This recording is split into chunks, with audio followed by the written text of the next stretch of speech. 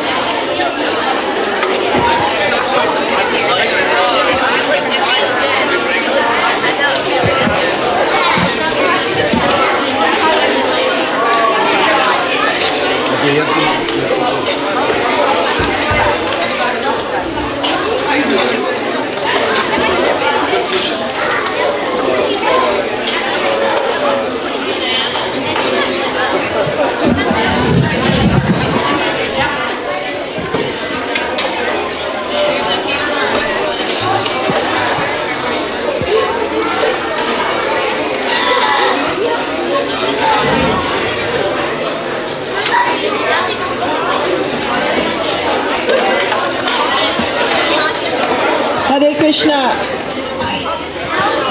Okay, it's not loud enough.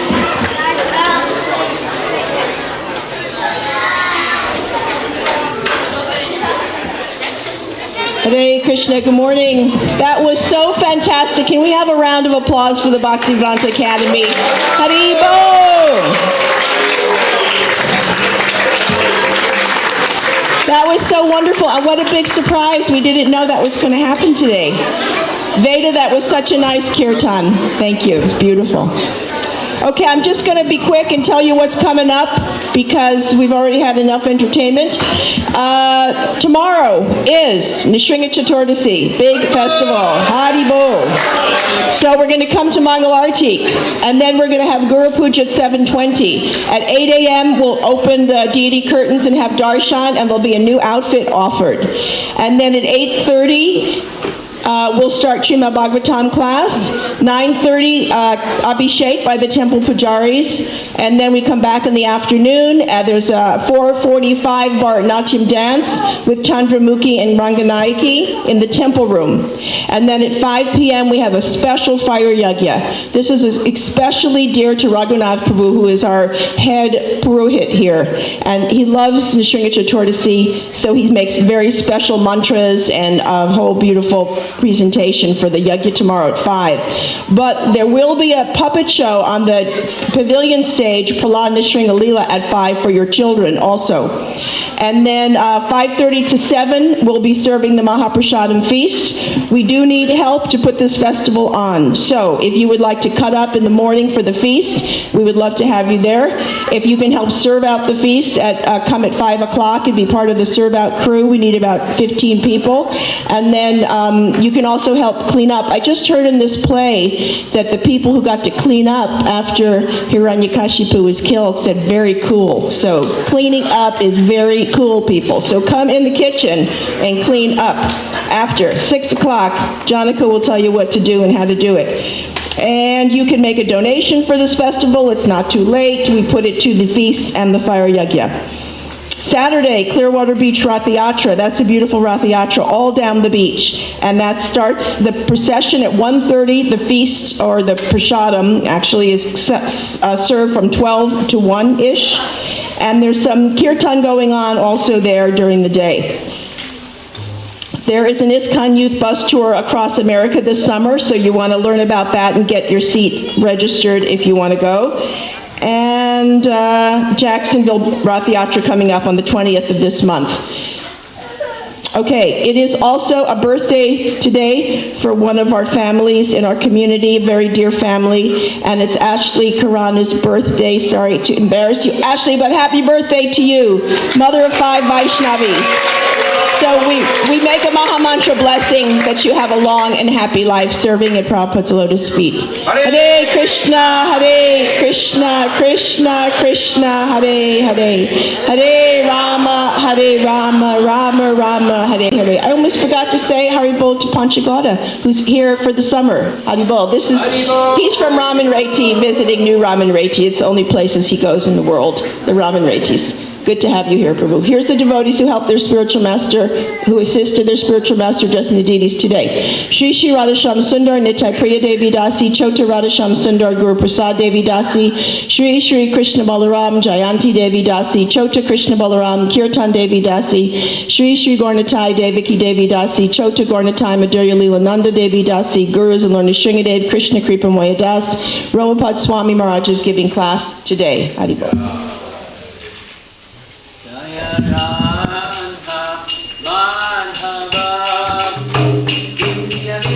Adi Madhava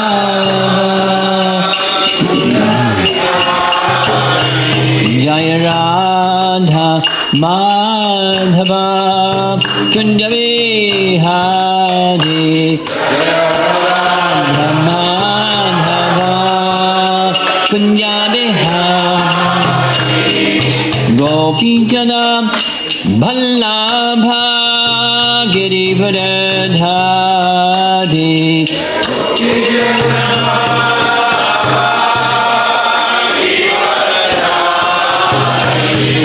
Gopi Jana Ballabha Radhadi Gopijana Balaba Girivardhari Jatsodhanandana Brajajanaranjana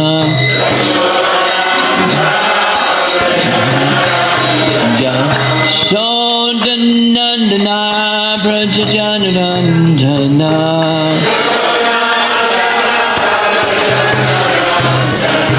Jamuna Tiravana Shadi Jamuna Tiravana Shadi Jaya Radha Madhava Kunja Bihari Madhava Kunja Bihari Jaya Radha Madhava Kunja Bihari Madhava Kunja Bihari Jaya Vishnupad Paramahamsa Parivajagacharya Astatara Satyasi Srimad His Divine Grace Sri Bhaktivedanta Swami Srila Prabhupada ki Gaur Premanandi.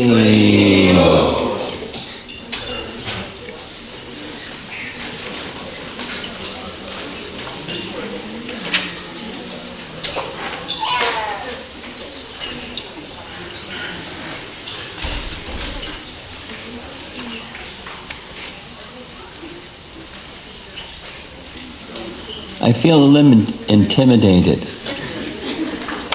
This is one of the densest philosophical sections of the entire Srimad Bhagavatam, and it's the Bhaktivedanta Academy morning. Like, but let's see how it goes.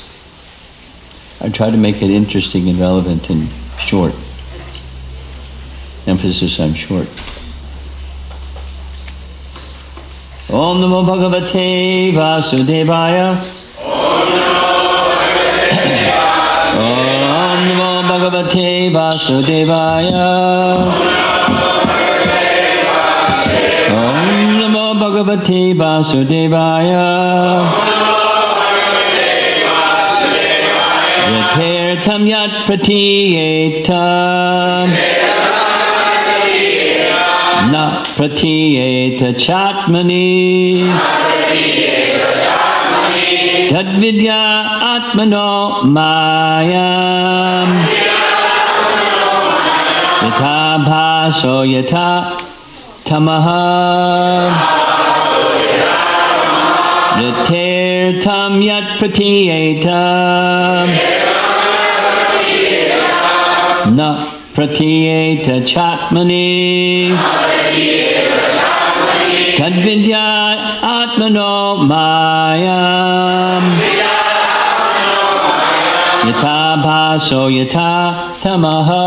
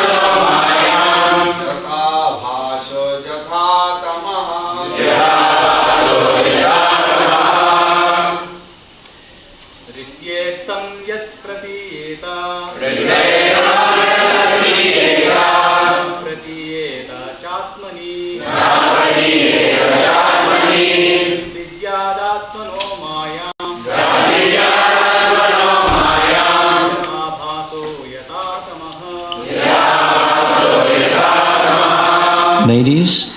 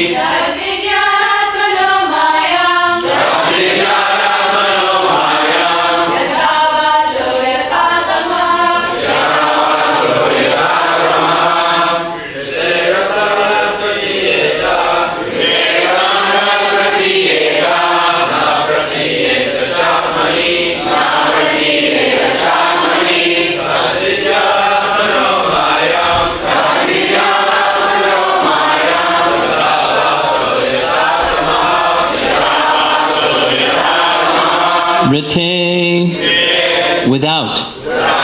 Artam, value. Yat, that which. Patiyeta, appears to be. Na, not. Patiyeta, appears to be. Cha, and. Atmani, in relation to me. Tat, that. Vidyat, you must know. Atmanaha, my. Mayam, illusory energy. Yata, just as. Abhasa, the reflection. Yata, as. Tamaha, the darkness. Translation, oh Brahma, whatever appears to be of any value, if it is without relation to me, has no reality. Know it as my illusory energy, that reflection which appears to be in darkness. So we completed all but the last paragraph of this highly philosophical purport. So here goes the last paragraph. According to the Padma Purana, within the material compass there are innumerable material universes, and all of them are full of darkness. Any living being, beginning from Brahmas, there are innumerable Brahmas in innumerable universes, to the insignificant ant, all are born in darkness, and they require factual light from the Lord to see Him directly. Just as the sun can be seen only by the direct light of the sun. No lamp or man-made torchlight, however powerful it may be, can help one see the sun. The sun reveals itself. Therefore, the action of different energies of the Lord, or the personality of Godhead Himself, can be realized by the light manifested by the causeless mercy of the Lord. The impersonalists say that God cannot be seen. God can be seen by the light of God and not by man-made speculations. Here, this light is specifically mentioned as Vidyat, which is an order by the Lord to Brahma. This direct order of the Lord is a manifestation of His internal energy. And this particular energy is the means of seeing the Lord face to face. Not only Brahma, but anyone who may be graced by the Lord to see such merciful, direct internal energy can also realize the personality of Godhead without any mental speculation. Well, foundational understanding, and I thought it'd be nice to take a peek at what Vishwanath Chakravarti Thakur writes, because the presentation of this verse and main parts of the purport are dealing with the illusory Maya. And only in this last paragraph is Prabhupada indicating the non-illusory Maya, or the internal potency that reveals Krishna. Because after all, the whole purpose of Srimad Bhagavatam, the whole purpose of the Vedas is to know Krishna, right? The whole purpose of the Vedas is to know Krishna. Vedaischa sayarvair aham eva vejo. Krishna says the purpose of the Vedas is to know him. So the whole purpose of Srimad Bhagavatam is to know Krishna. And the good news is, if you know Krishna, you have a one-way ticket. One-way ticket to the spiritual world. So that means knowing Krishna isn't so easy. Knowing Krishna is not so easy, as Krishna says in Bhagavad Gita. Some of you younger students, you learn Bhagavad Gita verses, right? Manushanam sahasreshu. Anyone know this verse? Yeah? Someone knows the verse amongst the students? Manushanam sahasreshu kashya jatati siddhaye yatatamapi siddhanam kashya ma veti tattvataha kashya ma veti. Veti is from the word vid, which means to know. Out of many out of many persons, hardly one is endeavoring for perfection. And of those who achieve perfection, many may achieve perfection, hardly one knows me in truth. And if you know Krishna in truth, you have a one-way ticket. So let's see if we can learn something about Krishna so we have a one-way ticket to Krishna. There's a problem. Have you noticed? The problem is darkness. The darkness of ignorance. So we were discussing this a little bit yesterday. The material world is literally and figuratively dark. Literally dark because without the light of the sun, it's dark. Let's do this. When Lord Brahma was first born, all of you know this one. When Lord Brahma was first born, what was his circumstance of his appearance? Yes? He appeared on the lotus flower that came from the navel of Garbhodakshay Vishnu, correct? He appeared on top of that lotus flower. And when he looked in all directions, what did he see? Darkness. Because there wasn't any light yet. There wasn't any creation. But he heard, even when there's darkness, you can hear. And what did he hear? He heard some splashing. That splashing was the waves. But that didn't happen yet. He heard some waves. And so he knew that below me there's some waves. There's some water, because waters make waves. He's intelligent. Just put your hand down. I'll call on you just a sec. So he was inquisitive. We're also supposed to be inquisitive. And he was like super inquisitive. Like, I hear this splashing is coming from down below, and intuitively he understood, if I follow the stem of this lotus flower, I'll find out where I came from. Because he wanted to know where he came from. And it's all darkness in all directions. It's all darkness in all directions. And he climbed down and down and down and down and down and down and down. He couldn't find the end to that stem. You're raising your hand, but I haven't asked a question yet. So, okay, now comes the question. Then what happened? Yes. He heard tapa. What does tapa mean? Worship. It means what? Worship. Austerity. Austerity. You guys like austerity? Uh-oh. Not supposed to ask that question. Well, somehow, because Brahma is intelligent, that's the somehow, he knew what that meant. So what did he do? He climbed back up the stem, sat on the lotus flower, and what was the tapa that he did? Tapa. What was his tapa? I see one hand. I see two hands. I can only have one of you talk at a time. You raise your hand first, behind you. Go ahead. What did he do? Meditation. Meditation. What did he meditate on? The darkness, right? He meditated on darkness? No. What did he meditate on? I see a hand over there.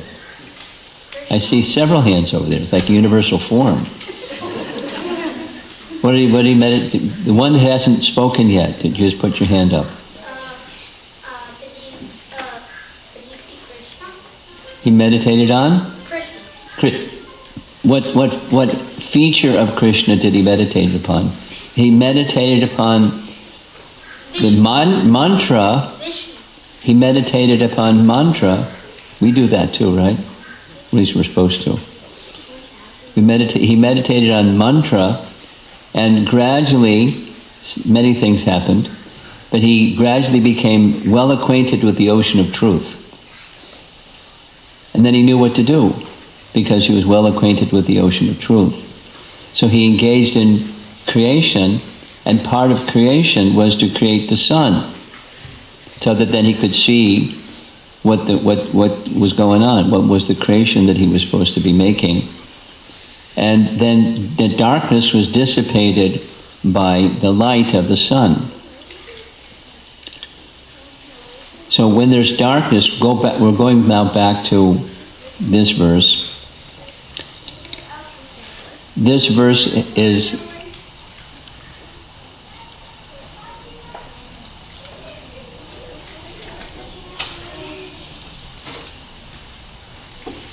you think that's going to work?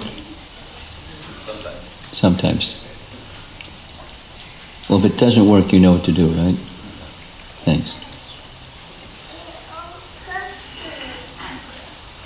I think you better do it. Thanks.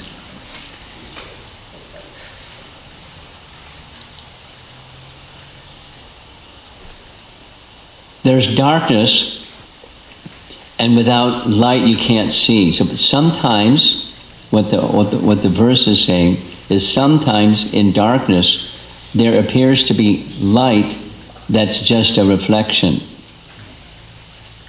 It's not the light, it's a reflection of light. And with a little reflection of light, you can't see everything clearly. What's needed is the full light, or the full light in this metaphor is the personality of Godhead, because he's the source of everything, including the source of light. Of course, he was the source of that darkness, which means, darkness means the absence of light. Brilliant, huh? Darkness means the absence of light, or when there's light, there's no darkness. And so, that's the metaphor, and in the whole presentation, I'm trying to keep this simple because it's a little involved, it's a little philosophical. And I was told that the kids get a little restless when it gets too philosophical. So what's the solution to darkness? It's light. And therefore, in the light of the Bhagavat, the light of Srimad Bhagavatam is to give us knowledge of Krishna, and then that's pulling the light switch, and the light comes on.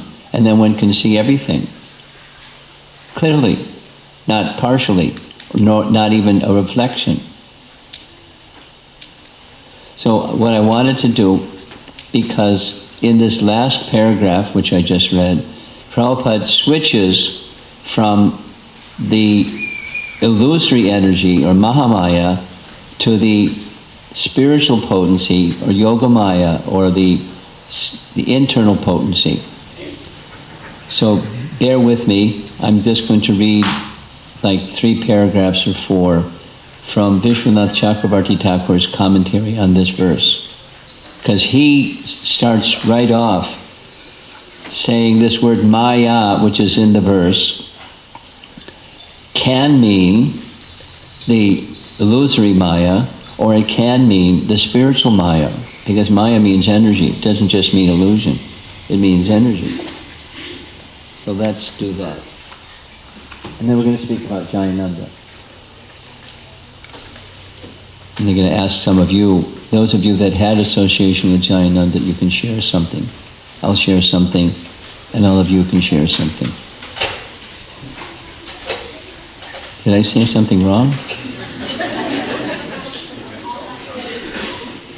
It's on cue. Leaving because it's time to go. 8:30, okay. Okay, here we go. Vishwanath Chakravarti Thakur, in his commentary on this verse, writes, Maya can mean the material energy, and that Maya acts partially favorably and partially unfavorably towards the jiva trying to attain knowledge and realization of Krishna. When you realize me, Krishna, then only Yogamaya functions. Thus, Yogamaya acts only favorably. You with me?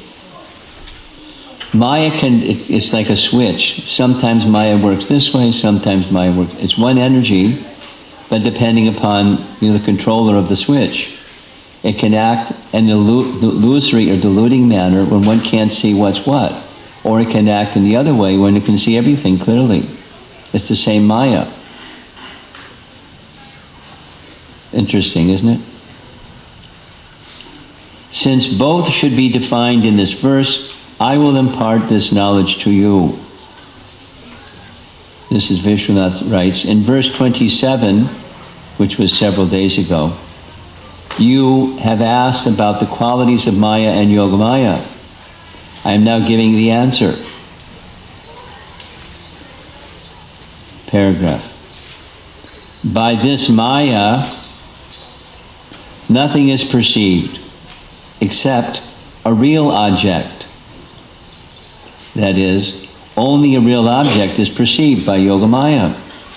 And by this Maya, there is perception without a real object. That's Mahamaya. Same Maya. Acting this way, acting that way, depending upon the switch controller.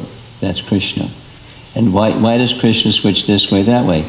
It has everything to do with our regard for Krishna, which was the previous verse.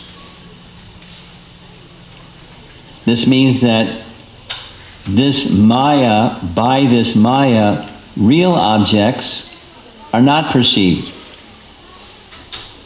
Rather, false objects are perceived. False objects, that's what Maya is. Like this world is real and it's a place for enjoyment, and that's Mahamaya. The liberated and conditioned souls know it as Maya Shakti, which has 2 functions. You ready for the 2 functions? One is knowledge and the other is ignorance. So some get covered by ignorance and some have knowledge awakened by that internal potency. An example of knowledge. It's like illumination coming from a lamp. Illumination coming from a lamp. Supposing you're in a dark room and you light a lamp, then you can see something because you lit the lamp. In a house, an existing pot or cloth is perceived because of the light of a lamp. But by taking the lamp away, the pot or cloth, which previously existed, does not become non-existent. By the function of vidya, the liberated jiva perceives knowledge and bliss in relation to the self. It's philosophical. but you get the idea. By the internal potency, by the light, the illumination that comes from Krishna, then one can see Krishna, and one can see things in their proper perspective. However, that same Maya can work the opposite way, which is the emphasis in Srila Prabhupada's purport. So, everything depends upon our regard for Krishna. That's the bottom line, which is the previous verse. So, we have a choice to make. Isn't that nice? We can choose between Mahamaya and Yogamaya. We can choose between being in relation with Krishna or not. Supposing you just kind of sit on the fence and don't decide. That's a decision. That indecision, that fence-sitting indecision means Maya. And you don't see Krishna because there has to be the aspiration, the choice made in direction of Krishna. And it's not like Krishna then, you snap your finger and Krishna turns the light on. It may happen gradually. That's generally the way that it happens. And then gradually one can start to see things in the proper perspective. That is, the darkness is dispelled and light becomes brighter. The emphasis made by Srila Prabhupada in his purport, and this is the last on this verse, and then I'm going to go to Jayananda.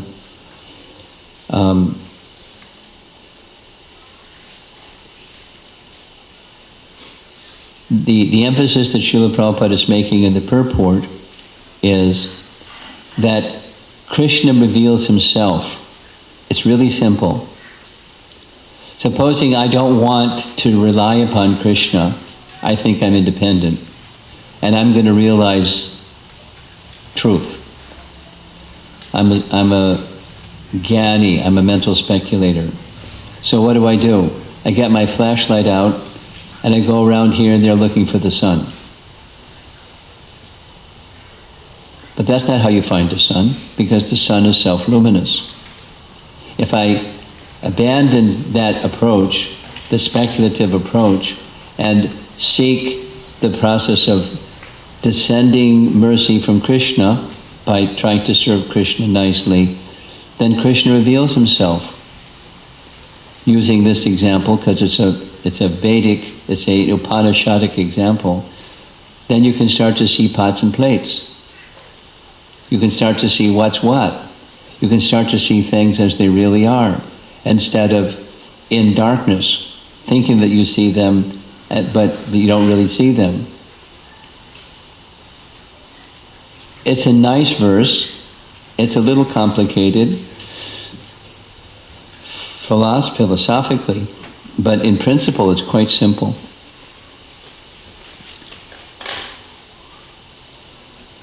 Okay. In principle it's quite simple.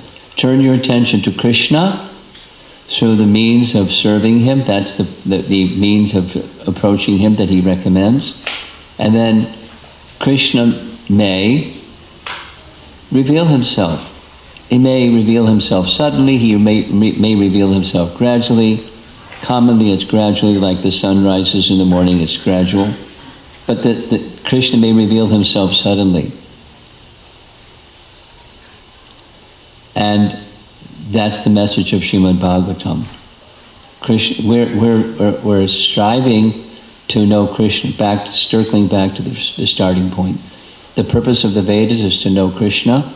Krishna reveals himself. If you want to have Krishna reveal himself, approach Krishna in the way that Bhagavad Gita and Srimad Bhagavatam recommend. That's the means of service. That service starts by what we're doing right now. And what you were doing before with the drama. That's, hearing. That sound vibration brings about knowledge of Krishna. That's the end of the Bhagavatam purport. Today is also the appearance day or disappearance day? Disappearance day. Yes? Yes. Okay.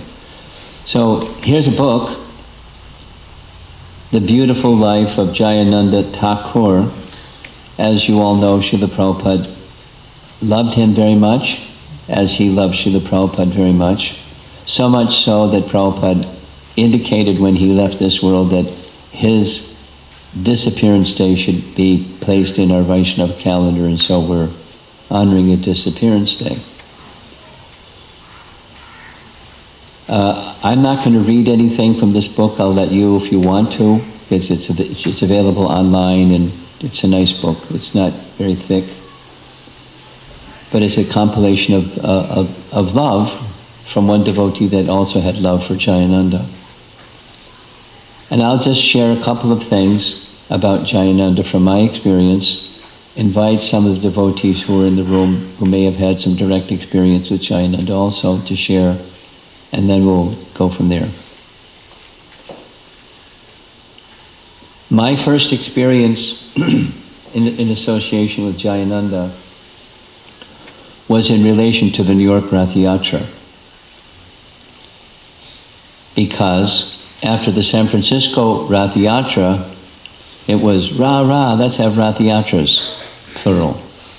And the next place for Rath Yatra, as far as my imperfect memory goes, the plan was New York after San Francisco.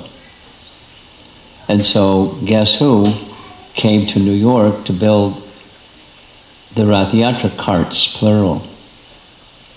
And so that's how I got to know Jayananda.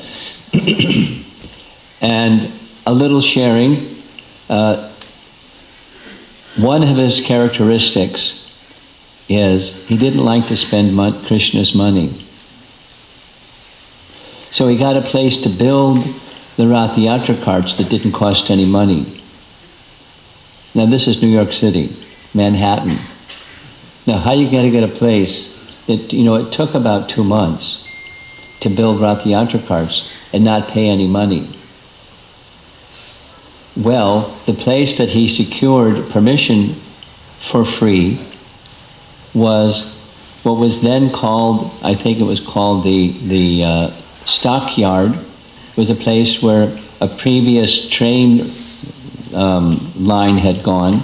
It was on the far west side of Manhattan that now is no longer, just a train yard.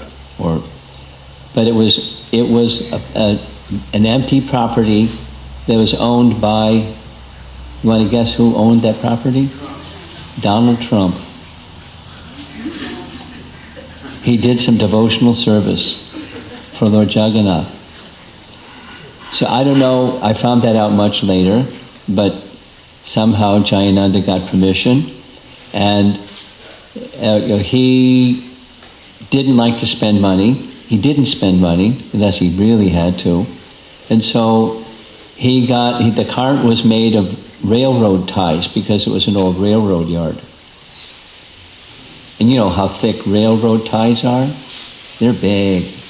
This cart was really heavy, and it was really big, and it was made of railroad ties. And people loved him. The devotees loved him, and so all the people just volunteered, whatever the 2 months, whatever it was, for building the carts with unpaid for materials and an unpaid for lot. And the service that I had, that was assigned to me, one of the services was to bring prasadam every day to the Rath Yatra cart crew. So that was, every day I got the opportunity to get association of Jayananda and his team. And very quickly they began assembling and this and that, and it was masterful to watch how the team worked together. And he had only built one cart before, and that was just, how did he learn how to build the one cart and then build another cart of railroad ties? Gigantic thing. And then he wanted the wheels to match the cart. So the wheels somehow were put together by welding tubes that were the spokes of the wheel, and then the hub, and then then rubber around the rim of the wheels, and 4 times 3. How many is 4 times 3? 12, thank you. 12 giant wheels and 3 giant carts. And it's just, then the way to make the canopy go up just by cranking it, and they ran it many times because it had to work, right? Can't not work in the midst of Rath Yatra. And then Rath Yatra came. And then there was Jayananda in front of Jagannath's cart, and the splendor and spectacle, and he was just radiant. I mean, I don't know how much he slept. I do know how much he ate. He had a good appetite. And a little experience at the end, I remember this very vividly. Tamal Krishna Maharaj was the GBC, and the building was the Manhattan Temple, West 55th Street on the 2nd floor. And so there was Jayananda in the hallway with Tamal Krishna Maharaj and his team. And Tamal Krishna Maharaj was debriefing him, and I saw, down the hall. And then Tamal Krishna Maharaj motioned to me. So I came over, and Tamal Krishna Maharaj did what he was really expert at doing. He blasted me. And what he blasted me for was the prasadam was insufficient. Apparently, Jayananda made some remark that it was nice but not enough. So I got, a pile of ashes in the middle of the hallway with Tamal Krishna Maharaj roasting me. And then he turned to Jayananda and said, okay. It was like, it was Tamal Krishna Maharaj. So the very next day, the next weekend, very next weekend, this is another Jayananda story and I'm going to end. A booth was secured at a county fair north of New York City, Orange County. That's like a posh county where people from the city go there to, get away from the city. And there was a big fair. So he volunteered to be in charge of that booth. And the second day, there was a notification that he was arrested. And he was arrested for shoplifting. And he was shoplifting because he needed a pair of pants. And he didn't like to spend Krishna's money, so he shoplifted the pair of pants. And they had, at that time, there was, that you can't walk out the store because there's a little buzzer goes off saying, this is merchandise that's not been paid for, it hasn't been scanned yet. So I had to go and bail him out of jail because he stole pants. He just didn't like spending Krishna's money. And he always managed, aside from stealing pants, he managed to get things just by his big heart and by asking people, and people would generously contribute what was needed. Now, to the best of my memory, except for some hardware that was needed, most of everything else was just the whole 3 carts of Rath Yatra were donated materials because of his big heart and his appeal. He was that kind of person. In our society, he was always looked up to as not just like a big brother, but like a father figure. Those that had his association felt that way towards him. And he took that role, very unassuming, not pretentious at all, very, very humble. He was also the Bhakti leader for a while in the Manhattan Center. And people wanted to be part of the Bhakti program because you want to be with Jayananda. Just very magnanimous, big-hearted, tall, unpretentious, very humble, incredibly hardworking, and a voracious eater. That's the Jayananda that I knew. So I see that it's 12 minutes before the hour. Anyone else in the room had association with Jayananda would like to share with us a little bit of their association with Jayananda?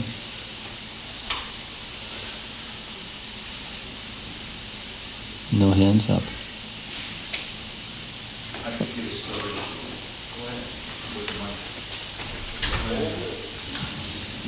Okay, so I think the only time, almost for sure, that he came to India with Bhaktidas, and we were just sitting in the Lotus building, back veranda, first floor where we used to serve out, Yeah. and all the characters were there, like Chaitanya, Jayapataka, Bhavananda, and some local devotees. So the prasadam was there, ready to be. The buckets were there, and they'd gone back in the kitchen to get more. Jayananda jumps up and starts grabbing buckets, and either Chaitanya or Bhakta, one of them said, "Sit down, Jayananda. You're a guest. You're going to be served." And he said, "You want me to be served?" It was almost like, not going to happen. You know, I'm going to be serving. And so he served out. Then I think he stayed only one night, and then I remember, he's much bigger than me, but I was standing on the front steps, and looking down at him, or his equal, but he's about 2 steps below. And he's got a suitcase, and I said, "Jayananda, what's going on? You're leaving? I've only been here one night." He said, "No, I have no service. I have to go back to the West. I have no service here." So service was... His life. Nice. Very nice. Okay, any discussion or further anything that anybody wants to share? This is a free-for-all time. Wait. Well, this is a story about Jayananda that Rishabhadev told me. That Srila Prabhupada was in San Francisco, and he was in Prabhupada's room, and there was a bunch of devotees and some temple presidents, and they were going to have an initiation the next day. So Srila Prabhupada said, "Where's the list of people that are going to get initiated?" And they hadn't made a list yet. So he told them, "Okay, make a list." So they went out of the room. It was, Keshava, Karandar, Rishabhadev, maybe some other temple presidents. And they started making a list of all the people who were going to get initiated. And somehow or other, they came up to, who's going to take sannyas? And so Keshava and Karandar said, Jayananda should take sannyas. He's like the most advanced devotee. So they put him on the list, Jayananda, for taking sannyas. So they came back into the room, and they gave the list to Srila Prabhupada. And Srila Prabhupada was reading over the list of everybody to get initiated.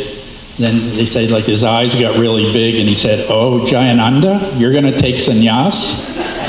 And of course, he hadn't heard anything about it. And he said, "Oh, no, Srila Prabhupada, I'm just a Sudra. I can't take sannyas." That's Jayananda. All the way. Anyone else? Comments, questions, anything? I have one more quick little story. Sure. That in the earlier days, he always had trouble finishing his rounds. Everybody, because he did a lot of service. And the devotees were watching him chanting. He was just chanting for a long time. And they couldn't figure out why he was always taking so long chanting his rounds. And Keshava, who was the temple president then, had him sit down with him, and he would listen to him chanting. And he was chanting, like the normal speed everybody chanted, but still, he was always taking a long time to chant his rounds. So he said, "Okay, let me see you chant on your beads." And when he was chanting, he would chant up to the head bead, and then he would go back again to the other one. So instead of chanting, counting it as one round, he would go back again. So he was actually chanting 2 rounds. So even though he thought he was only chanting 16 rounds, for some years, he was actually chanting 32 rounds. Jayananda.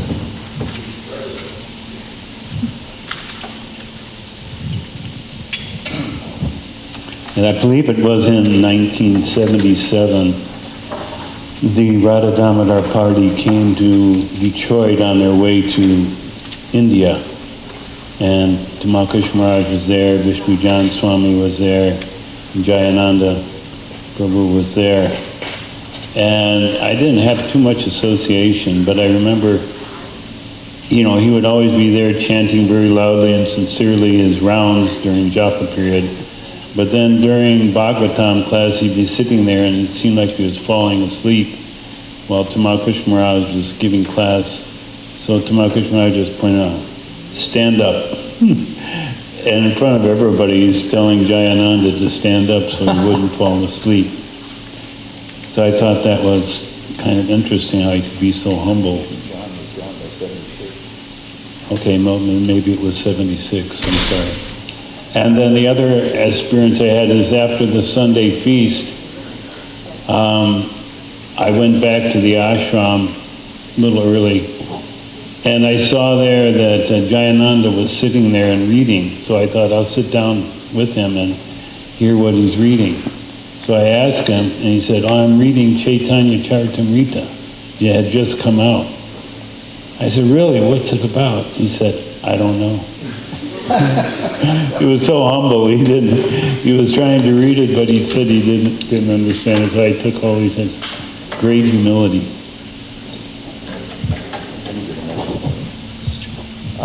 In '68, when I used to go to the Frederick Street Temple, then I was pretty crazy, but Upendra was the only one who would preach to me. So he was trying to get me to do some painting, and I didn't want to do that kind of painting. So he said, you can do anything, you know, for Swamiji, just like Jayananda. He drives a cab for Swamiji. And I looked over at Jayananda, you know, the old Frederick Street Temple, so he was sitting looking at Jagannath on this side from the door. And he was like totally intense. His eyebrows were knit, and he was sitting in like either a lotus or half lotus, and Hare Krishna, Hare Krishna. And I always remembered that. I thought, this guy's a cab driver? It's my, you know, if you're from New York, a cab driver is kind of, doesn't look like that usually. And he used to bring the pot, he was the head, I guess he was more or less, you know, and they'd bring the pots out. In those days there were no transfer containers, and they put a madrash down over the rug on the Sunday feast, and then Jayananda would always say they didn't have the Bengali, but it would say, oh my Lord, senses are a network of paths leading to death, and it was like such a somber tone to it, but the prasadam was so ecstatic, and even the wild hippies would be very, you know, solemn just to hear him speak very gravely, leading to death, you know, like, it's like... Powerful person. There's two hands up, and I think we'll call it quits. You have something online? Yes. Read slowly, please. Sure. Mother Nanda writes, Hansa Rupa Prabhu tells a story of Jayananda when one time the prasadam came late to the Rath carts, and the crew was complaining that they would stop if they didn't get fed. And Jayananda took some axle grease and dipped his hand into the axle grease and said, prasadam, this is our prasadam. And he took some and ate it. Now, I had to bring the prasadam, and I don't know about the axle grease, but it was probably late because it wasn't on time, not because I was goofing off. Go ahead.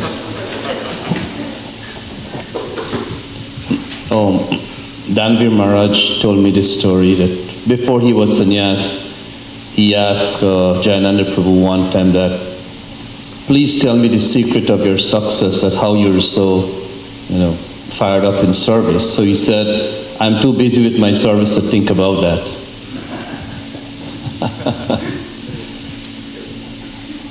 You have something? Yeah, we have the third card from New York down here still. You have a what? The third card is here? Yep, the Subhadra's card is down here. Is it still with the railroad ties and the whole deal? Well, they used on that one originally came from Chicago because they ran out of time. And then they retrofitted it to match the other two. Okay. And it used to have railroad ties for the axles. They had truck axles bolted to railroad ties. So for that one, I remember seeing that. I never saw the Balaram and Krishna's cart, in their glory, so I couldn't compare it. Yeah, it's at Trivakram's pole barn. We still have it. It helped start the Rath Yatras that, we do down here. And they helped get it inaugurated. Jayananda's cart. Looks like that's it.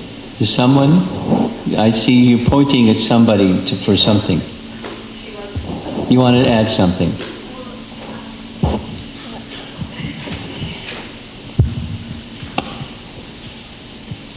He used to go and get produce from Banana Louie's, and one time I went to the flower market and I met someone who knew him, and they remembered him from Jayananda had left his body, and they had remembered him. And they said, whatever happened to Jayananda? He was so wonderful. And I met a lot, because I went to the flower market a lot, and I met a lot of people who remembered him because he was so nice to everyone. Yes. Friend of everyone. So we get a picture, a snapshot of Jayananda. This book is available if you want to read more. I'm sure it's available online, but it's also available. Srila Prabhupada ki, Shri Jayananda Prabhu ki, Gaur Premanandi.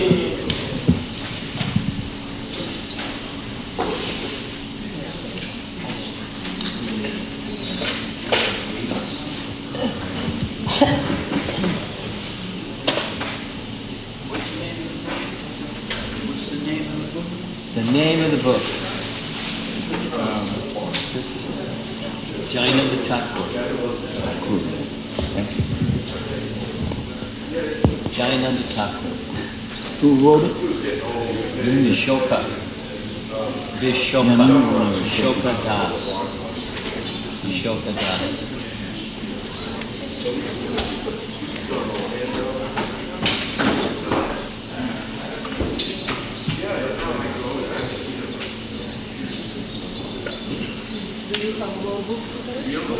Do you have more books? No, not mine. It's mostly probably understanding it. It's not my book. I can find it. Jayananda Thakur, author is Vishoka, V-I-S-H-O-K-A. Vishoka. Yes. What is it? I like to do other service, but no more chant my job. More back into service than to japa. Well, both are important. Don't be negligent at japa. You do something daily, and then try to increase that something daily as you might want to increase your service. Okay? Thank